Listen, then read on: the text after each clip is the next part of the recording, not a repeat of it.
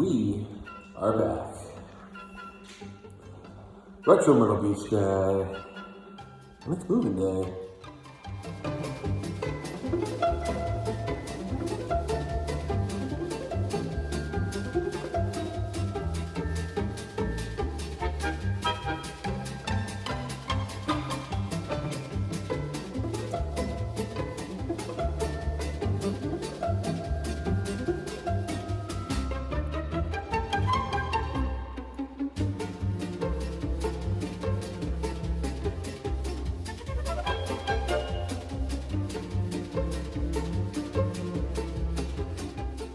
Whew, one more weekend.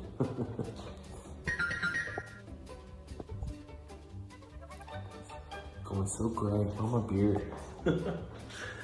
Well, here we are.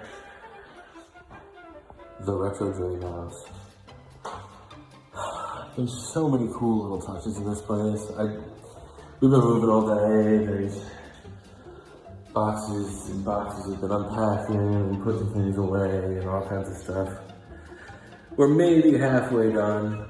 Really, it's just all the big stuff. The furniture, we're waiting on the movers Monday. They're gonna be bringing in. We'll probably bring in like the dining room table and a couple other small things between now and then. But yeah, Mondays when everything comes together.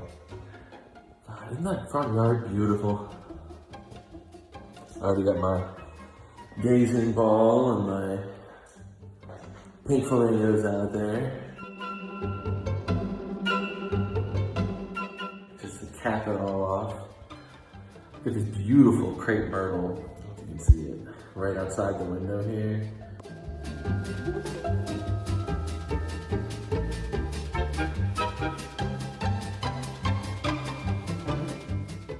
Which of course, there's a reason it's Myrtle Beach, is the crepe myrtle, so just great, man. Even the trash cans say like City of Myrtle Beach on them, and I'm way too excited about that.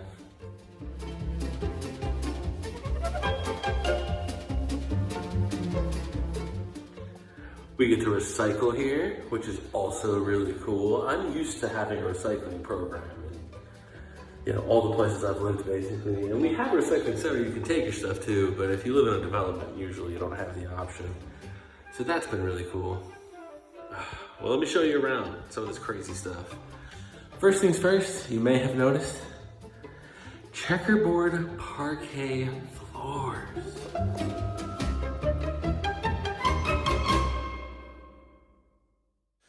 Now this place is an original, I think the paperwork's in 1957. But man, you can tell very little, if anything, has been updated. It's almost all original. I even have vertical blinds. Vertical blinds are very specifically a 50s, 60s thing. I guess they sort of had a renaissance in the 80s, but yeah, it's just wild. This place is so cool. So this is the living room, dining room area here.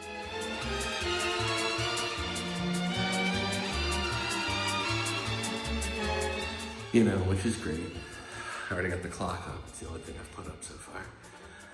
Our kitchen, which is significantly larger than our old kitchen, and Lord knows I like to cook.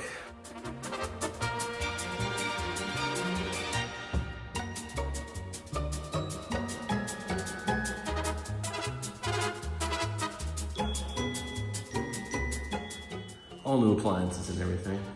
But one of the best parts of this place is the windows. These huge, huge front windows.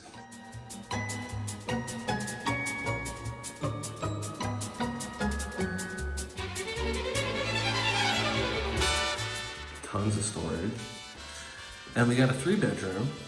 So, you gotta look at this.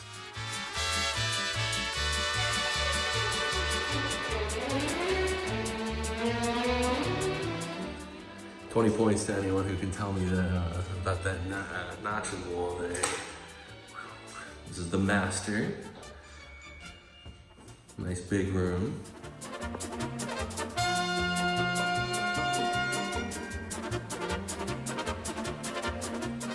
Huge windows facing out the back. And there's a bathroom for the master.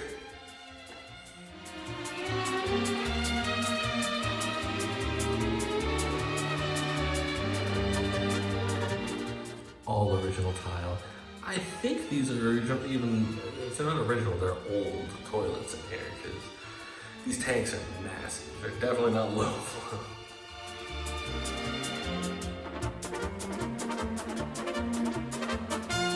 But the tile work, the toilet paper dispenser, the towel racks, the little place to put your toothbrush.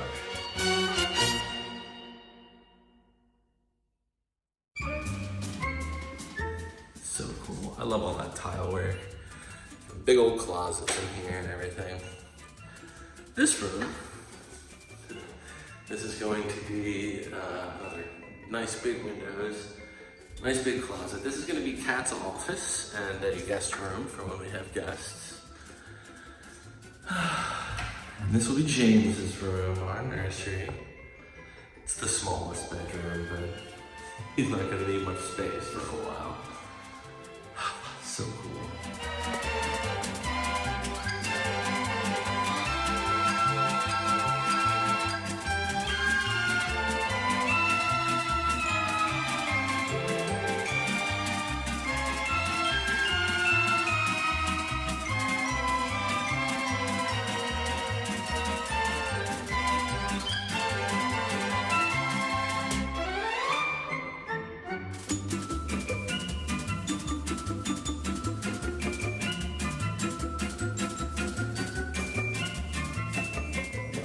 All this old tile work.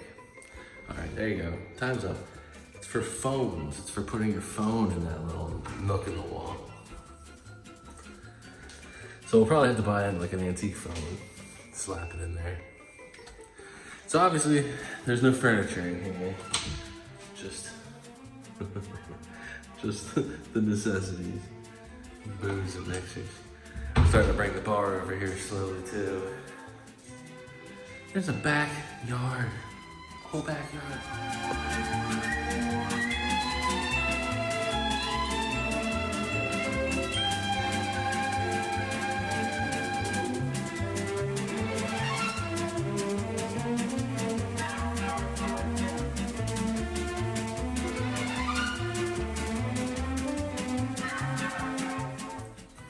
So cool. Got a little barbecue out here. Luau night. And one of the coolest parts, the carport. So what do you call it? A car hole.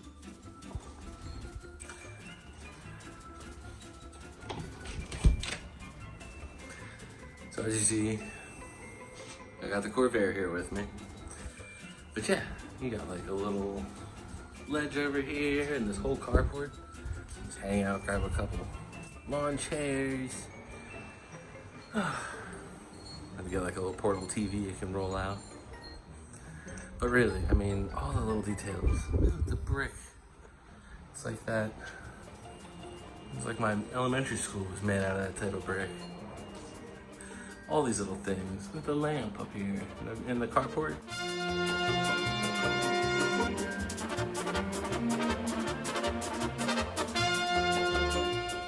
Absolutely wild. Got a nice big pine tree in the front yard. Right. What's happening, bud? Whew. Front door's awesome.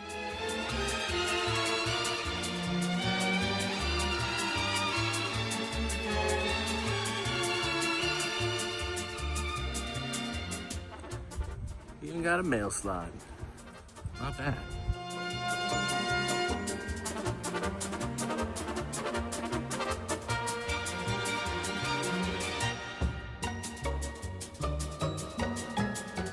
Like a screen door. I had a screen door since I was a kid. And it's even like the old school screen door.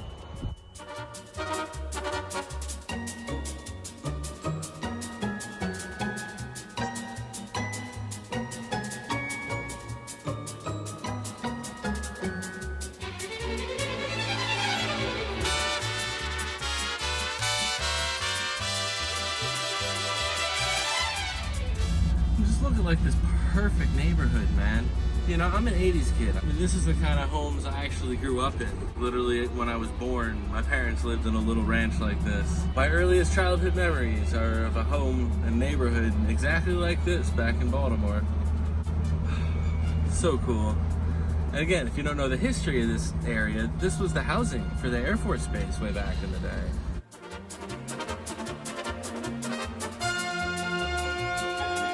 So this was all full of, you know, officers and airmen, I suppose. So neat. Are guys in the Space Force spacemen?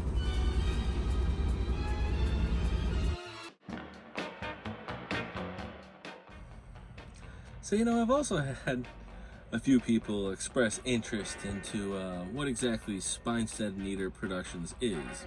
Well, besides being the premier media conglomerate in Myrtle Beach, it started as, back in the day I used to have a band. We were like I guess you'd call it grunge, 90s alternative rock band that I was in. I played the bass.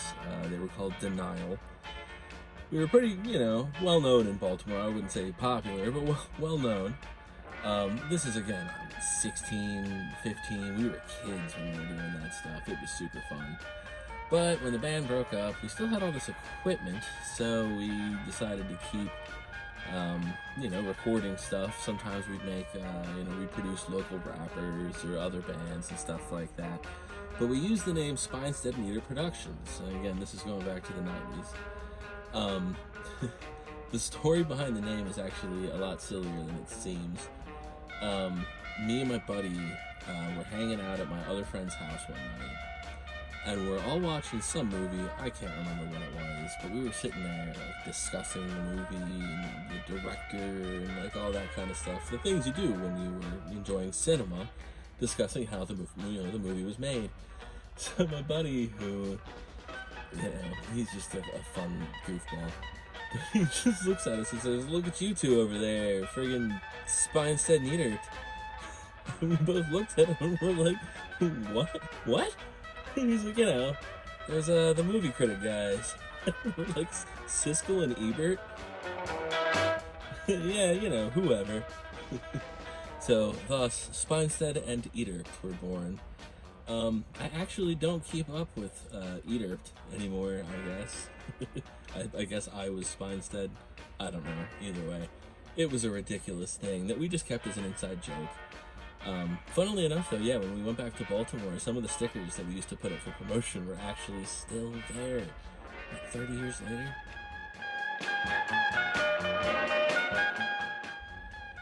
Gosh, I'm getting old.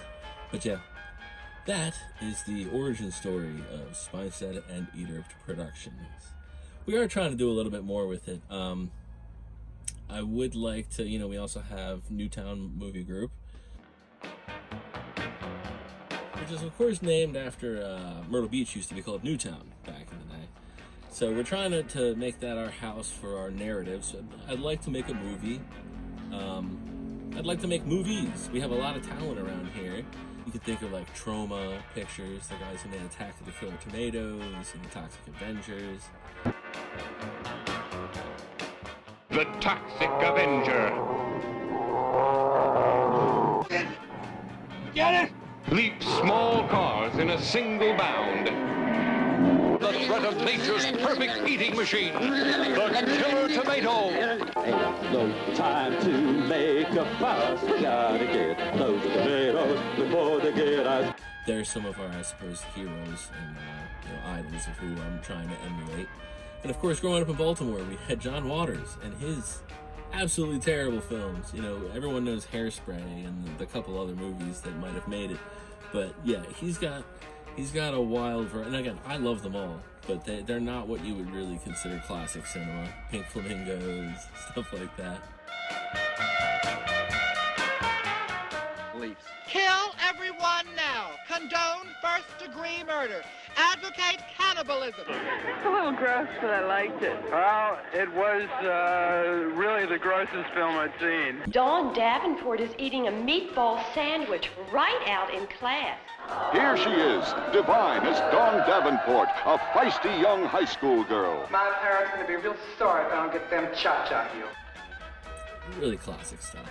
But so I'm trying to bring a little bit more of that to the Myrtle Beach area, because I know we have so many like acting groups and stuff like that, so much talent here that I would love to be able to showcase better. And yeah, just have fun. I enjoy making stuff, man. All those little shorts we made were fun. And yeah, why not? So yeah, a little history there.